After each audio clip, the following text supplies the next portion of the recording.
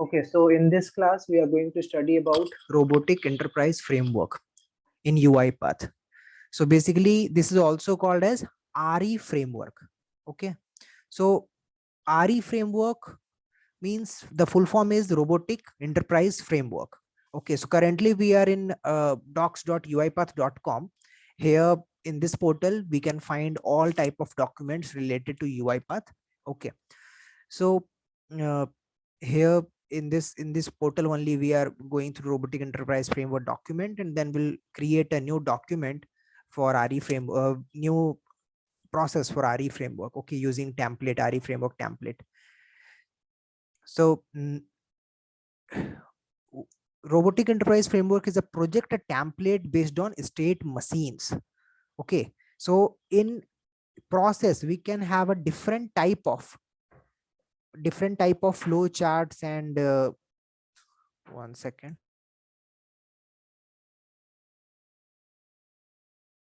Yeah, so in process we have a different type of flow chart, means different type of workflow we can create, like flow chart, sequence, and let me create one process, and there I will show you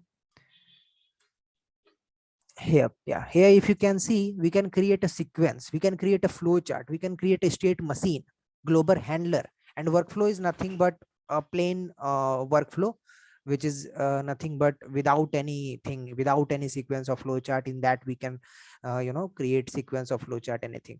Previously this was not present. In the latest version this is coming. Okay, so RE, in the RE framework we will usually see state machine. This is basically based on the state machine. Okay, so what is the state machine, will come to that as well. Okay, first of all let's talk about RE framework only. So robotics enterprise framework is a project template based on state machines. It is created to fit all of the best practices regarding logging, exception handling, application initialization, and others, being ready to tackle complex scenarios. So why RE framework? Why and when we have to use RE framework? So whenever you are going to build a transactional process. So usually there are three types of processes in we build actually. So let me show you one second. Okay, so three types of processes. Okay, linear process,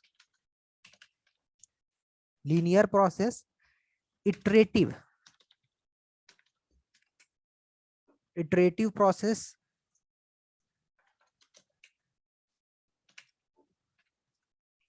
and transactional process.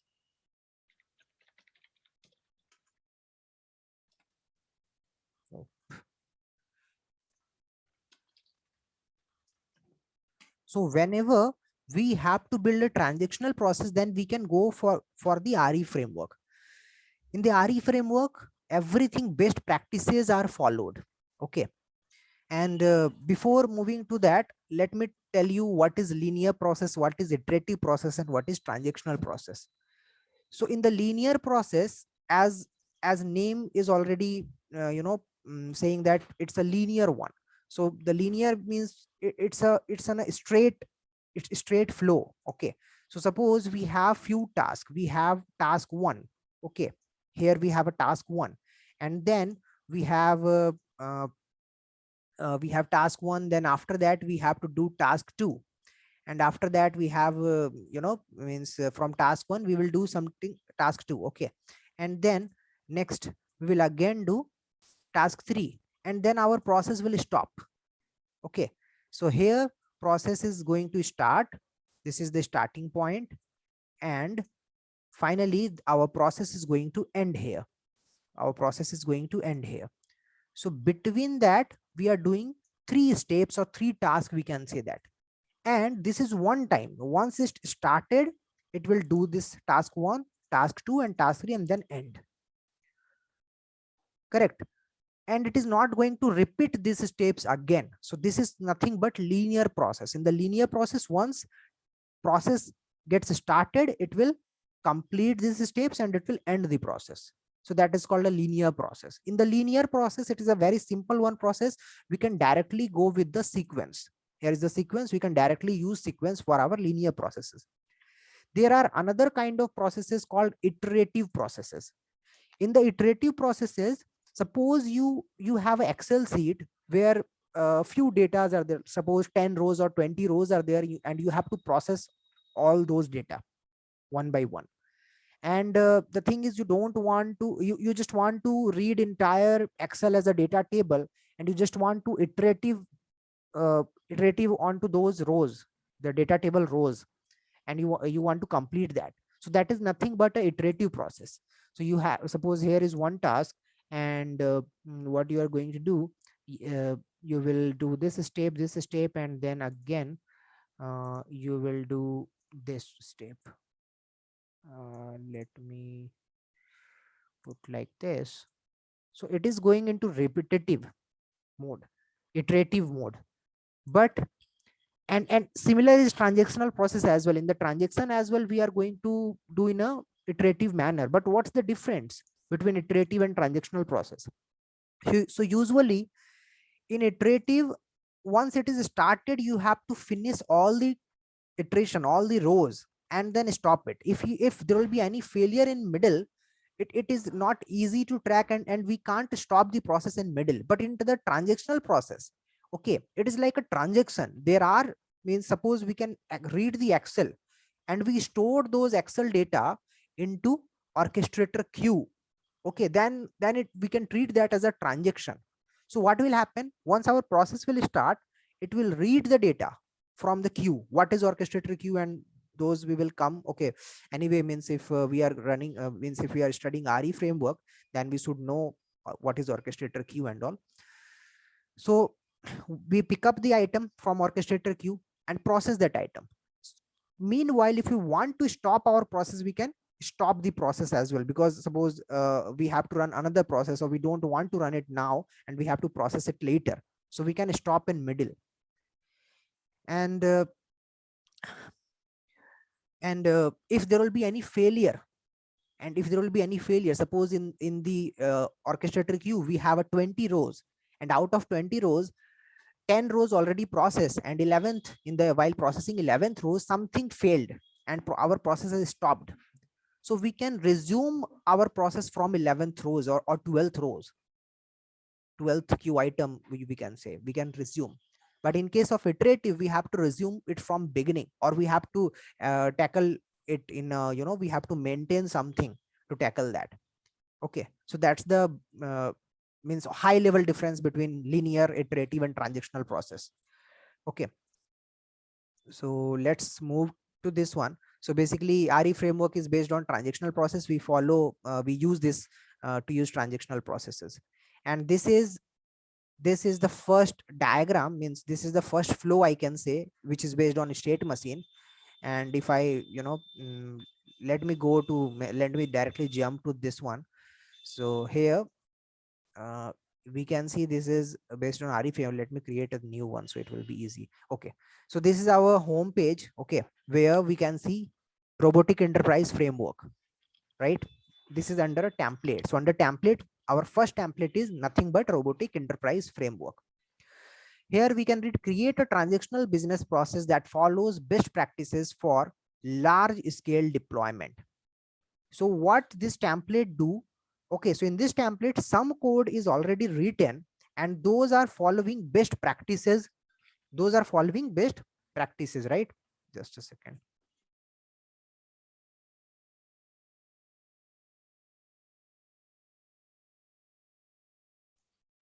Yeah.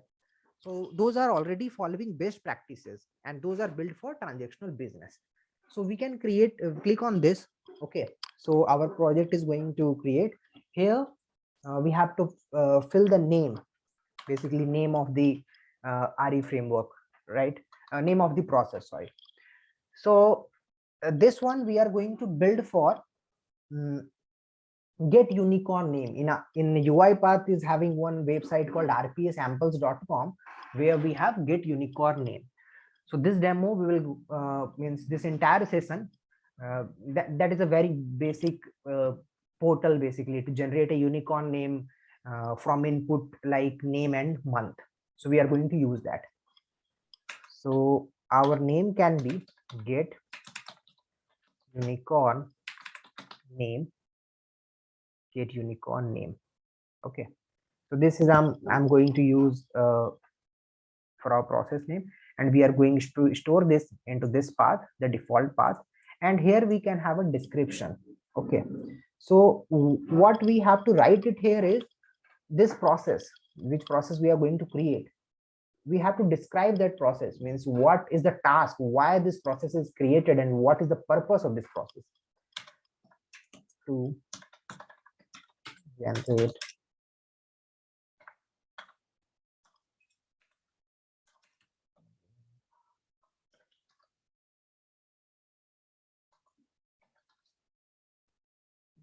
on 1 second.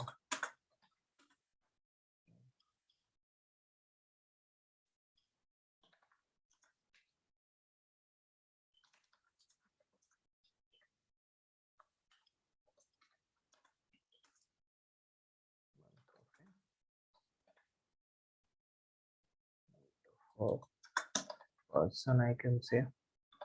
Okay, we can edit this description later as well, and language we are going to use VB. So I'm just clicking on create button, and now as you can see it's adding all the dependencies. Okay, so yeah, so our process gets created. Okay, and here we can see the project process name get unicorn name, and we have by default we have 4 dependency or 4 package, we can say UiPath.excel.activities, UiPath.system.activities, UiPath.testing.activities, and UiPath.UiAutomation.activities. If we create blank process, so in the blank process also we are having same packages, but there is some one extra package, that is UiPath.mail.activities. Here in template we are not having that, but that can be imported. If means we can import that by going to the manage package. Okay, next these are the local files, dot project, dot screenshots, dot settings, dot tms. These are local files, we'll come to that later. And then we have a data folder. So in the data folder, as it suggests, we can store input file, any type, any input files, any output files, and in between means while our process is running, if we are creating any temporary files, we can also store in this folder. But this is the main thing, config.xlsx. This is the main file which we are definitely going to use. Let me open this file. So I'm just I'm just going through the high level, I'm just going through all the files and folders, so we are aware about okay what all these. Okay, so this config.xlsx file is nothing but a simple Excel file where we have 3 sheets: settings, constants, and assets. In the settings, we can see we have a 3 column: name, value, and description, and there are predefined fields are there: orchestrator queue name, orchestrator queue folder, log f business process name. So orchestrator queue name is nothing but the same queue name from which we are going to retrieve the data. Okay, let me go to our orchestrator so I can show you what it is talking about.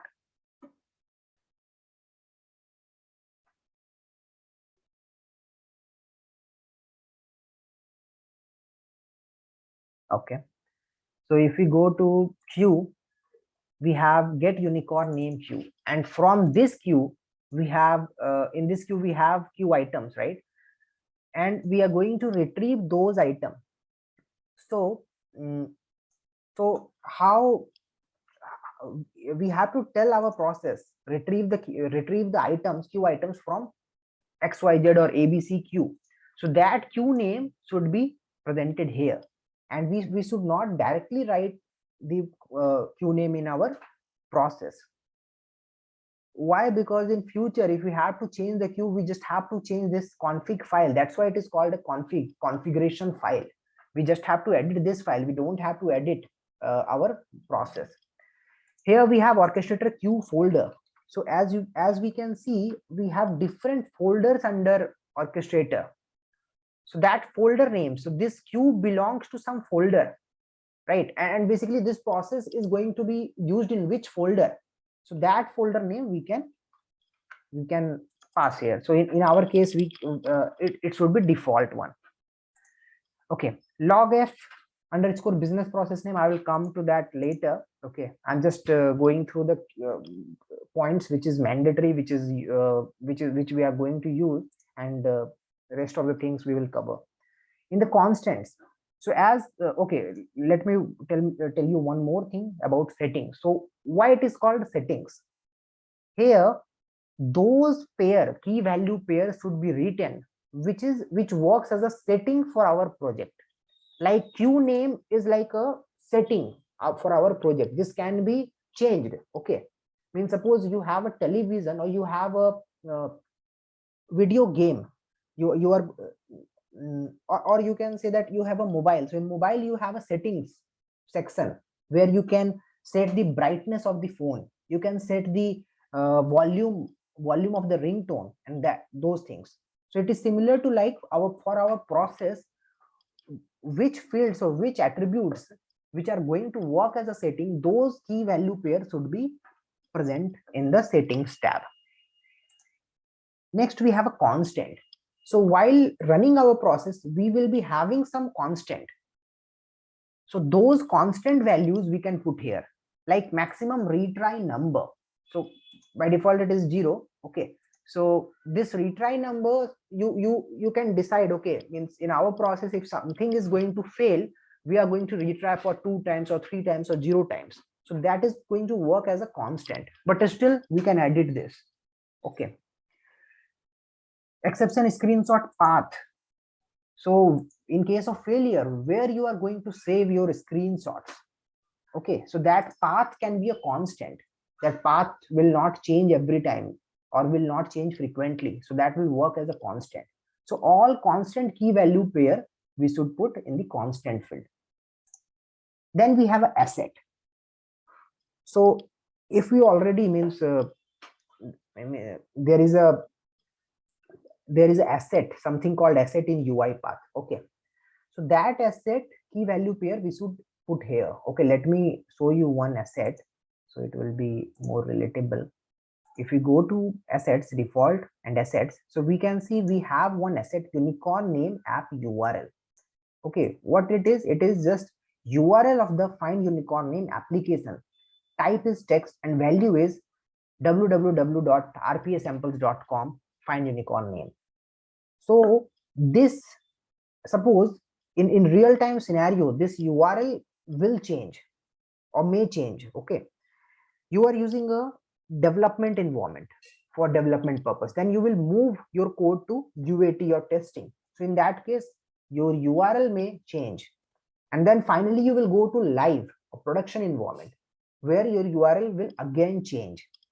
So this is something which is going to change frequently, or while deployment this is going to change, and you don't want to change your code every time, then those values, those variable you should put in under asset. So you can directly change from here in orchestrator. You don't have to change, you don't have to touch your code, or you don't have to touch this config file also. Okay, so in that case our asset value should come here.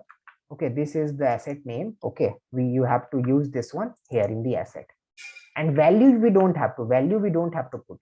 Value will we have to put here only. We don't have to put anything here in this sheet. It will automatically read. And then orchestrator asset folder, this asset belongs to a folder, default one. So that folder should be kept here, default should be written here.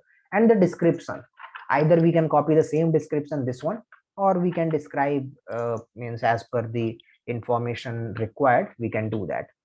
And in the name, this can be anything. This can be meaningful, definitely, but this can be anything. This is not like this asset name, what you are putting here, that should exactly match with this one. That's not the case.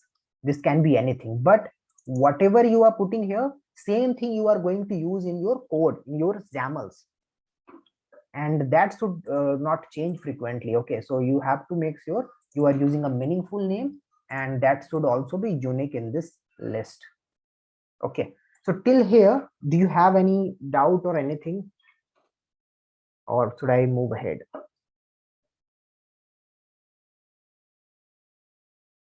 Okay, I will take No, this. Yep. Okay. all good. Okay. So we went through the config.xlsx file. Then we have a documentation folder. This documentation folder, it is nothing to do with our code or our process. This is just for information purpose. It is better we can, if we are very new to RE framework, we should open this file, we should read. So it will, it is just we can say a notebook for RE framework, how RE framework works, and what all the files are here. As you can see, data config.xlsx main.xaml. Under framework folder we have get transaction data.xaml and those things. So it's about just about the RE framework. So we can read this. Okay. And if you are preparing any document, suppose HLD, high level design diagram you are preparing, or SDD, if the file size is not big, okay, you can put those under documentation. Okay, so other developers can refer this, but it's not a mandatory thing. Okay, now moving to the next folder, that is exception screenshot. So as in the config file we have already seen that in case of any error, this any screenshot, error screenshot will be placed under this folder only. Okay, but yeah, we should change this. We can put some shared folder, shared drive. Okay, shared folder. So in the config file we have to change this, but by default any screenshot which is going to happen and in case of system failure, that screenshot will be stored in this folder. Then we have a framework folder, and inside framework folder we have XAMLs, few XAMLs are present. So for every functionality, to foreclose any application, to read the data from queue, to to launch and log in applications, we have XAMLs. Okay, we have different XAMLs and we have to reuse that. Means it is already designed in the, means I will show you in the flow chart. These XAMLs are already invoked. You just have to, you have to go inside this init all application and you have to tell that, okay, which application you are going to launch or log in. Okay, in the kill all process, suppose in your process, in our process, we are going to use Chrome and Excel. So in kill all process, we should kill the process, we should kill Chrome, we should kill Excel. So those codes should be written inside this. So these are nothing but some pre-written code, I can say that. Okay, and we just have to utilize those. So that's why it is called as a framework. Then we have test. Okay, I'm just, this is just for testing purpose, so I'm just ignoring this one, and this license is also, we can ignore this for now. Then we have main.xaml, that is XAML, main.xaml. So here we can see a difference. These are in normal font and this is in bold. That means this is the entry point of our process. Whenever we will run the process, it will always start from this XAML. Okay, and then we have a project.json. So it is in, as in a blank process, we have project.json file. So it is similar to that. Okay, so we can have a different session about project.json and all. Okay, in this session we are going to cover about RE framework only, so I'm just ignoring that, and let's open main.xaml. Okay, so main.xaml, whenever you open, as I told, in RE framework some codes are already written. So as we can see in the main, we already have some code which is already written. Okay, and if you hover into this, you will see this is a state machine. This general business process, it is nothing but a state machine. Name is the general business process. Okay, and models workflow using the familiar state machine. Okay, so yeah, that I will come to that point, but let me tell you, there are three type of state activities. If you see under workflow, we have a state machine and there are three type of workflow: state machine, state, and final state. Okay, so this is based on this state machine only. Okay, I will tell you about state machine, what is the state and final state. One second.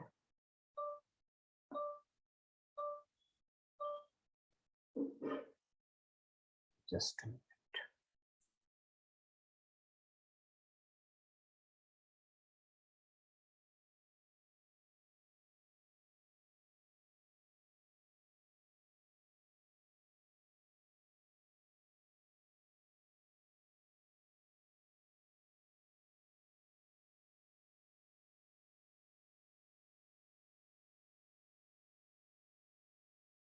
Okay, yeah. So before going to state machine, let me go walk through this one. Okay, or let's jump to state machine first, then we'll go through this one, so you know it will be clear. uh, uh, just on a high level, let me tell you what state machine is. One second, let me open a new instant of UiPath.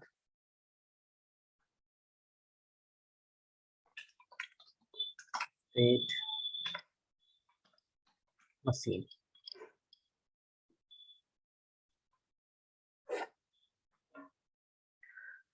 So state machine, as I told, here we can see state machine. So it is in the workflow we can use the state machine. Okay, so if we create a state machine, okay, state machine, let me put the same name. So we can have a this one state machine, the container, it is like a container, and inside that container we can have our state or final state, state or final state. So if you go to properties of state machine, there is nothing, there is no properties, just a display name which is written here, and a private we already told, that means if it is in verbose level, if you don't want to put the log, then it is a private one, then we have to select the private one. Okay,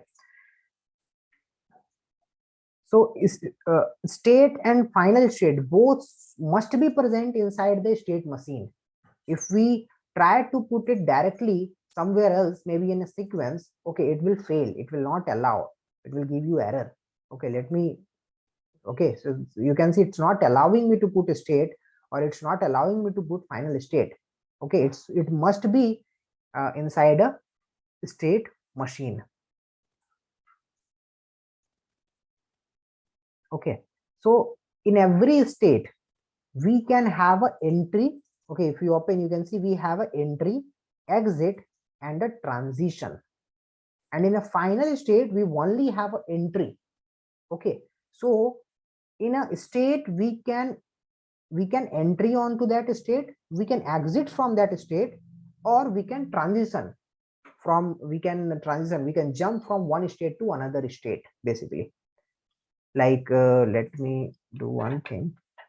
You can see we have another state, and we are from this state we are going to this state. So if we can see here, we have a transition one, T1. So here, while entry, upon entry, what activities we are going to do, those we can put here. While exiting, if you have to put some activity, if you want to do some task, we can put those activities here. And while transition, so in transition also we'll be having different thing, like we have a trigger in transition. Then for T1 means for transition 1 means for this one, this is a label. Okay, we can change this label, like suppose we are going to do step 2, we can write like step 2 or something. Okay, so in what condition we have to go to that transition, that condition we have to put here. Okay, and that should return into true or false. So if it is true, then it will go to action. If it is false, it will jump to the next one, if there is any other transition. Okay, so we have to put the condition here, and if it is true, then what action we want to do, that we can put here. And then destination, so that in the destination it is going to another state, right? So from one state to, we can go to the final state. Okay, so here we have a transition step 2 to go to state, this one, and from here we have a transition T1 to go to the final state here. And we can see in the final state it's the entry only, so our process will stop here. Okay, so this is all about state machines. Let's move to the our RE framework. So as I told, this is based on RE framework. What is this? This is nothing but annotation. This is just for information purpose. Okay, we can write our process name, process description, or anything, means who created the process, what all applications involved, contact information, anything. If you want to write, we can write here just for information purpose, so that other developer can read it, or other developer can easily understand, and they can continue with the development. Okay, so in RE framework, as we can see, we have total four state. Okay, initialization, get transaction data, end process, and process transaction. So these are the four state we have. Out of this four state, three are normal state, that is we have entry, exit, and transition. So initialization, get transaction data, and process transaction. These are normal state. We can see the icon here, this icon, right? And here we can see the end process. This is nothing but final state. So in this final state, we are only having an entry. We don't have any exit, or we don't have any transition. So how this is going to work? Okay, by mistake I created this one. Okay, how this is going to work? So how RE framework work is, first it will go to initialization. So initialization is nothing but it will initialize your system. Initialize your system means it will clean up your system. It will kill all the processes which is required in your process, like Chrome. We are going to use Chrome, we are going to use Excel. So those process it will kill. After killing the process, it is going to, okay, before killing, it is also going to read the config file. Okay, so read configuration file is there.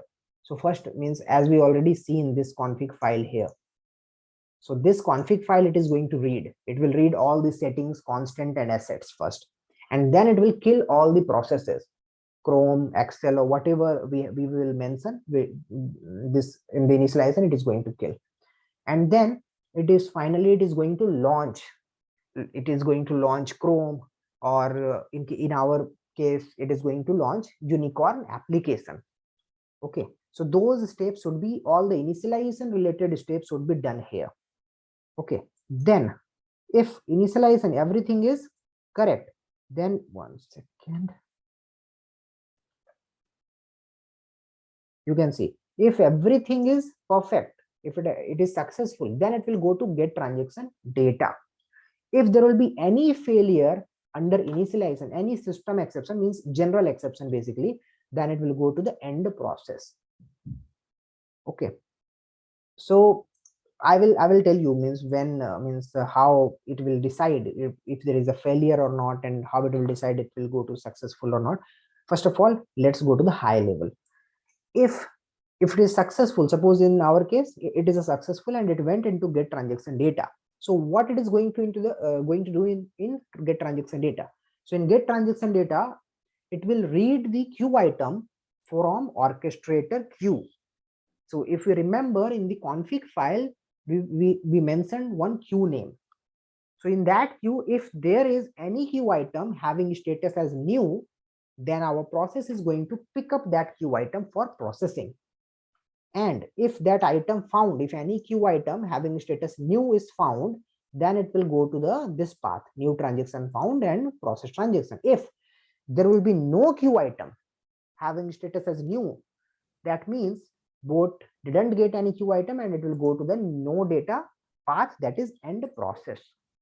Okay, so suppose there is a queue item and it went into process transaction. So in the process transaction, basically it will do all the necessary step. It will basically go to the portal and type the name, type the month, then click on some button and generate the unicorn name, then read that unicorn name, everything, and then it will set the transaction status. Then it will read the transaction status, set the transaction status, sorry. And by doing that, if there will be any failure, suppose any system exception occur, so what will happen, it will again go to the initialization. That means while doing this, some unknown exception occurred, or some exception occur like our application got crashed. So in that case, we have to relaunch the application. So that's why it will go to the initialization to relaunch our application, to kill the process, and to launch it again. Okay. If any business exception, so by default any business exception can't happen, we have to manually throw some business exception. Like in the Excel sheet or in the queue item, we have a name, but we don't have corresponding month, so we can't generate the unicorn name. So in that case, we have to throw the business exception. And what will happen, it will go move to the next transaction data. So it will mark that item as a failed with type as a business exception, and it will move to the get transaction data for next queue item. And in case of success, means there is no failure in this one, then also it will go to get transaction data only. There it will it will read the next queue item and